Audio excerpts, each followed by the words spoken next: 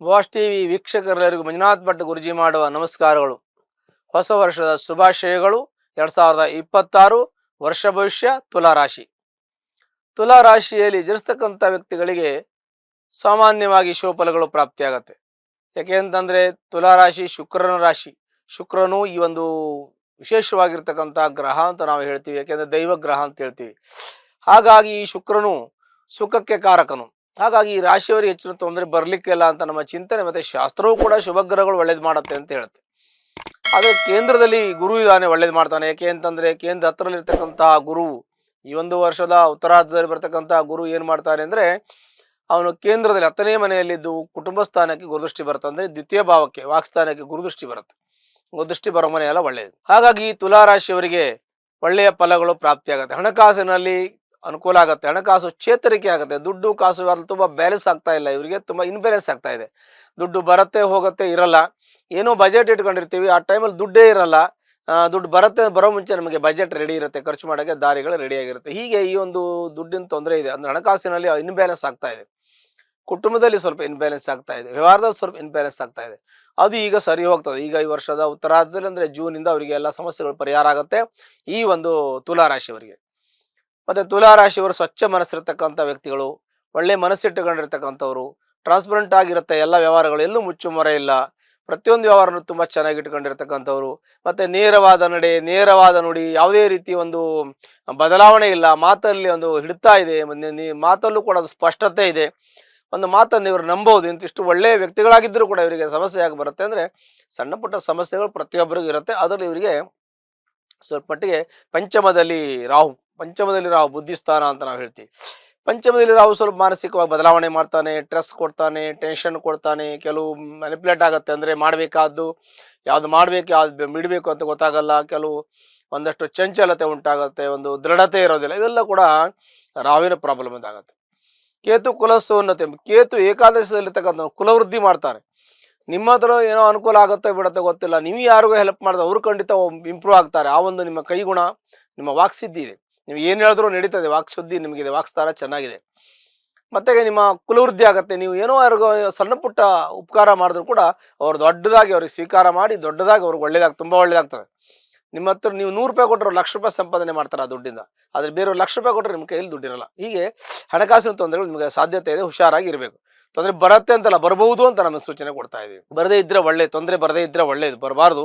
ಒಂದು ವೇಳೆ ನಿಮಗೆ ಸಲಹೆಯನ್ನು ಕೊಡಬೇಕು, ಪ್ರಿಡಿಕ್ಷನ್ ಒಂದು ನಿಮಗೆ ರಾಶಿಯ ಒಂದು ಗೋಚರ, ಸಾಮಾನ್ಯ ಒಂದು ಗೋಚರ ಫಲ ಇದು ನಿಮಗೆ ಹೇಳ್ಬೋದು. ಅದರ ಜೊತೆಗೆ ನಿಮಗೆ ಅಣ್ಣ ತಮ್ಮ ಸಹೋದರ ಸಹೋದರಿ ಇವರೆಲ್ಲ ನಿಮಗೆ ಸಂಬಂಧಿಕರಿರ್ತಾರೆ.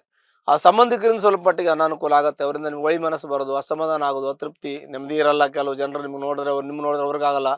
ನಿಮಗೆಲ್ಲರ ಓಕೆ ಅಂದರೆ ಅವ್ರಿಗೆ ನಿಮ್ಮಲ್ಲಿ ಕೆಲದಷ್ಟು ಹೊಟ್ಟೆ ಕಿಚ್ಚು, ಅಸಮಾಧಾನ ಇರುತ್ತೆ. ಮತ್ತು ಕುಟುಂಬದಲ್ಲಿ ಕೋರ್ಟು ಕಚೇರಿ ವ್ಯಾಜ್ಯ ಇದ್ದ ಅದು ಸ್ವಲ್ಪ ಸಮಸ್ಯೆ ಇದೆ. ನಿಮ್ಮ ಕುಟುಂಬದಲ್ಲಿ ಕೋರ್ಟು ಕಚೇರಿ ವ್ಯಾಜ್ಯ ಇವೆಲ್ಲ ಇದ್ದರೆ ಸ್ವಲ್ಪ ಮಟ್ಟಿಗೆ ಅಸಮಾಧಾನ ಆಗುತ್ತೆ, ಕೆಲಸದಲ್ಲಿ ತೊಂದರೆ ಆಗುತ್ತೆ, ಅಡಚಣೆ ಆಗುತ್ತೆ. ಕೂತು ಮಾತಾಡೋದಕ್ಕೆ ಸ್ವಲ್ಪ ಸಮಯ ಬೇಕು, ಆದಮೇಲೆ ಸರಿ ಹೋಗುತ್ತೆ. ಸ್ವಲ್ಪ ಸಮಯ ಒಳ್ಳೇದು ಬಂದಾಗ ಹೇಳ್ತೀನಿ, ಆವಾಗ ನೀವು ಅದನ್ನು ಸರಿಪಡಿಸ್ಕೊಳ್ಳಿ. ಅದು ಕೂಡ ನಿಮಗೆ ಒಳ್ಳೆಯ ಫಲಗಳು ಕೊಡುತ್ತೆ. ಇನ್ನು ಸುಖವಾಗಿರಬೇಕು, ಚೆನ್ನಾಗಿರಬೇಕು ಅಂತಂದರೆ ನಮ್ಮ ಸುಖ ಸ್ಥಾನ ಚೆನ್ನಾಗಿರಬೇಕು. ಸುಖವಾಗಿರಬೇಕು ಅಂತಂದರೆ ಏನಿರಬೇಕು, ನಮಗೆ ಶುಕ್ರನ ಬಲ ಇರಬೇಕು. ಮತ್ತು ಪೂರ್ಣ ದೈವಾನುಗ್ರಹ ಪ್ರಾಪ್ತಿ ಆಗಬೇಕು. ಪೂರ್ವಜರು ಮಾಡ್ತಕ್ಕಂಥ ಪುಣ್ಯದ ಫಲವು ಕೂಡ ನಮಗಿರುತ್ತೆ. ಅದಕ್ಕೆ ಪೂರ್ವಜನ್ಮ ಕೃತಂ ಪಾಪಂ ವ್ಯಾಧಿ ರೂಪೇಣ ಬಾಧ್ಯತೆ, ಜನ್ಮಜನ್ಮಾಂತರದ ಪಾಪ ಇದ್ದದ್ದು ಕಷ್ಟದ ರೂಪದಲ್ಲೋ ವ್ಯಾಧಿ ರೂಪದಲ್ಲೋ ಯಾವುದೋ ಒಂದು ರೂಪದಲ್ಲಿ ಬರ್ತದೆ. ಆ ರೀತಿಯಾಗಿ ಸೌದು ಹೋಗ್ತದೆ ಅಂತ ನಾವು ಹೇಳ್ತೀವಿ.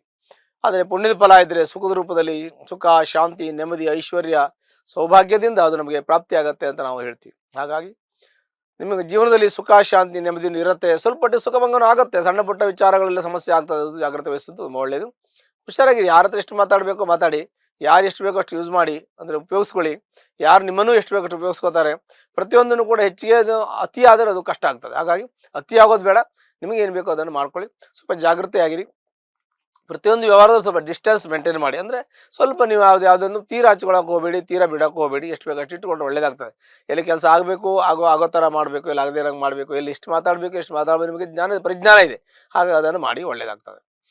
ಆನಂತರದಲ್ಲಿ ನಿಮ್ಮ ತಲೆನೋವು ಸ್ವಲ್ಪ ಬರುತ್ತೆ, ಅದು ಕತ್ತು ನೋವು ಬರೋದು, ಸೊಂಟು ನೋವು ಬರೋದು, ಬೆನ್ನು ನೋವು ಬರೋದು, ಹೊಟ್ಟೆಲಿ ಗ್ಯಾಸ್ಟ್ರಿಕ್ ಆಗೋದು, ಈ ಥರ ಸಂದರ್ಭಗಳಿರ್ತದೆ. ಅದನ್ನು ಕೂಡ ಸ್ವಲ್ಪ ತಾಳ್ಮೆಯಿಂದ ನೀವು ಇದ್ದು ಸ್ವಲ್ಪ ಔಷಧೋಪಚಾರಗಳನ್ನು ಮಾಡಿ ತಾತ್ಕಾಲಿಕವಾಗಿ ಅದು ನಿಮಗೆ ಸರಿ ಹೋಗುತ್ತೆ.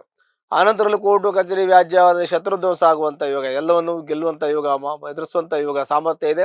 ಅಲ್ಲಿ ಯಾವುದೇ ರೀತಿ ತೊಂದರೆ ಆಗೋದಿಲ್ಲ. ಆರೋಗ್ಯದಲ್ಲಿ ವ್ಯತ್ಯಾಸ ಆಗುತ್ತೆ, ಜಾಗ್ರತೆ ವಹಿಸಬೇಕು.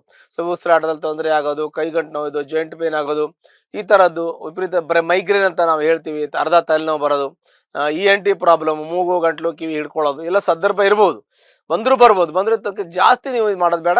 ಆದರೆ ವೈದ್ಯರನ್ನು ಕಾಣಬೇಕು, ವೈದ್ಯರ ಸಲಹೆ ತಗೊಳ್ಳಿ, ಅದಕ್ಕೆ ಅದು ತಗೊಳ್ಳಿ, ಸರಿ ಹೋಗ್ತದೆ. ಮತ್ತು ಮನೆ ದೇವರ ಕುಲದೇವರ ಆಶೀರ್ವಾದವನ್ನು ಪಡೀರಿ. ಕುಲದೇವರ ಆರಾಧನೆಯನ್ನು ಮಾಡಿ, ಅಲ್ಲೂ ನಿಮಗೆ ಒಳ್ಳೆಯದಾಗುತ್ತೆ. ಕುಲದೇವರ ದರ್ಶನ ವರ್ಷಕ್ಕೊಂದ್ಸಲ ನಾವು 6 ತಿಂಗಳು ಒಂದ್ಸಲ ನಾವು ಕುಲದೇವರ ನಿಮ್ಮ ಮನೆ ದೇವರ ದರ್ಶನ ಮಾಡಿ, ಅಲ್ಲೂ ನಿಮಗೆ ಸಮಸ್ಯೆಗಳಿಂದ ಮುಕ್ತಿ ಆಗೋಕ್ಕೆ ಅದು ಕೂಡ ಅನುಕೂಲ ಆಗುತ್ತೆ.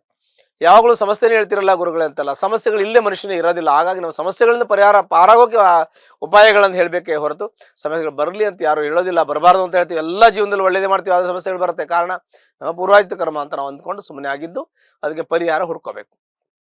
ಇದೆಲ್ಲ ಕೂಡ ಒಳ್ಳೇದಂತ ನಾವು ಹೇಳ್ತೀವಿ. ಚಂದ್ರ ಕೇಂದ್ರದಲ್ಲಿ, ರಾಶಿ ಕೇಂದ್ರದಲ್ಲಿ ಗುರು ಉತ್ತರಾರ್ಧದಲ್ಲಿ ಬರ್ತಾನೆ ಜೂನ್ ನಂತರ, ಅದು ಕೂಡ ಒಳ್ಳೇದಾಗುತ್ತದೆ. 10ರಲ್ಲಿ ಗುರು ನಿಮಗೆ ಕೆಟ್ಟದ್ದು ಮಾಡಲ್ಲ, ಪ್ರಾಬ್ಲಮ್ ಮಾಡಲ್ಲ. ನಿಮಗೆ ಚಂದ್ರ ಕೇಂದ್ರದಲ್ಲಿ ಗುರು ಒಳ್ಳೆ ಯೋಗ ಅಂತಲೂ ಕೂಡ ಹೇಳ್ಬೋದು. ಹಾಗಾಗಿ ಗುರುವಿನ ಪೂರ್ಣ ಅನುಗ್ರಹ ಜೊತೆಗೆ ನಿಮಗೆ ಒಳ್ಳೇದಾಗ್ತದೆ. ಮತ್ತು ನಿಮ್ಮ ರಾಶಿಗೆ ಯೋಗಕಾರಕರಾಗಿರ್ತಕ್ಕ ಶನಿ ಒಳ್ಳೇದು ಮಾಡ್ತಾನೆ, ಜೊತೆಗೆ ನಿಮ್ಮ ರಾಶಿಯಾಧಿಪತಿ ಶುಕ್ರ ಅವನು ನಿಮ್ಗೆ ಒಳ್ಳೇದು ಮಾಡ್ತಾನೆ, ನಿಮ್ಮ ಕುಲದೇವರು ಮನೆ ದೇವರು ಒಳ್ಳೇದು ಮಾಡ್ತದೆ. ಹಾಗೆಲ್ಲ ಒಳ್ಳೇದು ಅಂತ ನಾವು ಹೇಳಬೇಕು. ಒಂದು ವೇಳೆ ನಿಮಗೆ ಏನು ಸಮಸ್ಯೆ ಇರ್ಬೋದು ಇದ್ದರೆ, ನಿಮಗೆ ನೀರಿನ ವ್ಯಾಪಾರ ಮಾಡ್ತಕ್ಕಂಥವ್ರು ಸ್ವಲ್ಪ ತೊಂದರೆ ಆಗ್ಬೋದು. ನೀರಿನ ವ್ಯಾಪಾರ, ಹಾಲಿನ ವ್ಯಾಪಾರ ಮಾಡ್ತಕ್ಕಂಥವ್ರು, ಭೂಮಿ ಸಂಬಂಧ ವ್ಯಾಪಾರ ಬಿಸ್ನೆಸ್ ಮಾಡ್ತಕ್ಕಂಥವ್ರು, ಸ್ಟೀಲ್ ಸಂಬಂಧಪಟ್ಟಂಥ ಸ್ಟೀಲು, ಸಿಮೆಂಟು, ಮರಳು, ಜಲ್ಲಿ, ಕಲ್ಲು, ಮೈನಿಂಗ್ ಮಾಡ್ತಕ್ಕಂಥವ್ರಿಗೆ ಸ್ವಲ್ಪ ಮಟ್ಟಿಗೆ ತೊಂದರೆ ಆಗುತ್ತೆ. ಭಾಳ ಜಾಗ್ರತೆ ವಹಿಸಬೇಕಾಗತ್ತೆ. ಕಾನೂನು ತೊಂದರೆ ಇರುತ್ತೆ, ಬಟ್ ನಿಮ್ಮ ಇಂಡಿವಿಜುವಲ್ ತೊಂದರೆ, ಆರ್ಥಿಕ ಸಮಸ್ಯೆ, ಸಂಕಷ್ಟ ಕೂಡ ಇರ್ತದೆ. ಭಾಳ ಮಾನಸಿಕ ತೊಂದರೆ ಕೂಡ ಆಗ್ಬೋದು. ಹುಷಾರಾಗಿರಬೇಕು, ಅದು ತೊಂದರೆ ಆಗೋದಿಲ್ಲ. ಇನ್ನು ಲೇವಾಲಿ ವ್ಯವಹಾರ ಮಾಡೋ, ಹಣಕಾಸು ವ್ಯವಹಾರ ಮಾಡೋರಿಗೆ ಅಂಥ ತೊಂದರೆ ಆಗೋದಿಲ್ಲ, ಅದು ಕೂಡ ಅನುಕೂಲ ಆಗುತ್ತೆ. ಆದರೂ ಕೂಡ ಹುಷಾರಾಗಿರಬೇಕು. ಯಾಕೆ ಸ್ವಲ್ಪ ಮೋಸ ಹೋಗೋದು, ಸುಳ್ಳು ಹೇಳೋದು, ಯಾರಾದರೂ ನಿಮಗೆ ತಪ್ಪು ಮಾಹಿತಿ ಕೊಡೋದು, ಇದೆಲ್ಲ ಇರ್ಬೋದು. ಅದನ್ನು ಸರಿಯಾಗಿ ನೋಡಿಕೊಂಡು ಕುಲಂಕುಷವಾಗಿ ನೋಡ್ಕೊಂಡು ಮಾಡ್ಕೊಳ್ತಕ್ಕಂಥದ್ದು. ಆಸ್ತಿ ತೆಗೆದುಕೊಳ್ಳುವಾಗ ಕಾಗದ ಪತ್ರ ವ್ಯವಹಾರಗಳನ್ನು ಮತ್ತು ಕಾನೂನುಬದ್ಧವಾಗಿದೆಯಾ ಅಂತ ನೋಡಿಕೊಂಡು ತೊಗೊಳ್ಳೋದು ಭಾಳ ಒಳ್ಳೆಯದು. ಅಂದರೆ ನಿಮಗೆ ಮೋಸ ಆಗುವ ಸಾಧ್ಯತೆ ಇರುತ್ತೆ. ಹಾಗಾಗಿ ಎಲ್ಲದಕ್ಕೂ ಜಾಗ್ರತೆ ವಹಿಸೋದು ಭಾಳ ಮುಖ್ಯ. ಅದು ಮೇನ್ ಜಾಸ್ತಿ ಜಾಗ್ರತೆ ನಿಮ್ಮ ಜೀವನದಲ್ಲಿ ಸುಖ ಶಾಂತಿಯನ್ನು ನಿಮಗೆ ಬರುವಂತೆ ಮಾಡ್ತದೆ, ತೊಂದರೆಯನ್ನು ಪರಿಹಾರ ಮಾಡ್ತದೆ. ಹಾಗಾಗಿ ಯಾವುದಕ್ಕೂ ಒಂದು ಯೋಚನೆ ಇಟ್ಕೊಂಡು ಧನಾತ್ಮಕವಾಗಿ ಚಿಂತನೆ ಮಾಡ್ಕೊಂಡು ಹೋಗಿ ನಿಮಗೆ ಖಂಡಿತ ಈ ಒಂದು ತುಲಾ ರಾಶಿಯವರಿಗೆ ಒಳ್ಳೆಯದಾಗ್ತದೆ. ಒಂದು ವೇಳೆ ನಿಮಗೆ ತೊಂದರೆ ಇದ್ದರೆ ನಿಮ್ಮ ಜಾತಕವನ್ನು ಪರಿಶೀಲನೆ ಮಾಡ್ಕೊಳ್ಳಿ. ಜಾತಕಗಳು, ಯೋಗಗಳು, ದಶಾಭುಕ್ತಿಗಳು ಚೆನ್ನಾಗಿದ್ದರೆ ನಿಮಗೆ ಏನು ಕಷ್ಟ ಬರದೆ ನಿಮಗೆ ಕಷ್ಟಗಳೆಲ್ಲ ಮಂಜಿನಂತೆ ಕರಗಿ ಹೋಗ್ತದೆ. ಅದರಿಂದ ಕೂಡ ನಿಮಗೆ ಒಳ್ಳೆಯದಾಗುತ್ತೆ. ಹೀಗೆ ಇನ್ನೂ ನಿಮಗೆ ಏನಾದರೂ ಕಷ್ಟ ಇದೆ, ತೊಂದರೆ ಇದೆ ಅಂತಂದರೆ ನಿಮ್ಮ ಜಾತಕವನ್ನು ಪರಿಶೀಲನೆ ಮಾಡ್ಕೊಳ್ಳಿ. ಅದರ ಜೊತೆಗೆ ಅದಕ್ಕೆ ಸಂಬಂಧಪಟ್ಟಂತೆ ಹತ್ತಿರ ಅಮ್ಮನವರ ದೇವಸ್ಥಾನಕ್ಕೆ ಹೋಗಿ ಶುಕ್ರವಾರ ದಿನ ಕುಂಕುಮಾರ್ಚನೆಯನ್ನು ಮಾಡಿ ನಿಮ್ಮ ಕಷ್ಟ, ನಷ್ಟ, ದುಃಖ ಎಲ್ಲ ಪರಿಹಾರ ಆಗುತ್ತೆ. ಶುಭವಾಗಲಿ. ಲೇಟೆಸ್ಟ್ ಹಾಗೂ ಇಂಟ್ರೆಸ್ಟಿಂಗ್ ಸುದ್ದಿಗಳಿಗಾಗಿ ಬಾಸ್ ಟಿವಿ ಕನ್ನಡ ಚಾನೆಲ್ನ ಸಬ್ಸ್ಕ್ರೈಬ್ ಮಾಡಿ. ಹಾಗೆಯೇ ಬೆಲ್ ಐಕಾನ್ ಪ್ರೆಸ್ ಮಾಡಿ. ಇದರ ಜೊತೆಗೆ ಫೇಸ್ಬುಕ್, ಇನ್ಸ್ಟಾಗ್ರಾಮ್, ಎಕ್ಸ್ನಲ್ಲೂ ಮಿಸ್ ಮಾಡದೆ ಫಾಲೋ ಮಾಡಿ.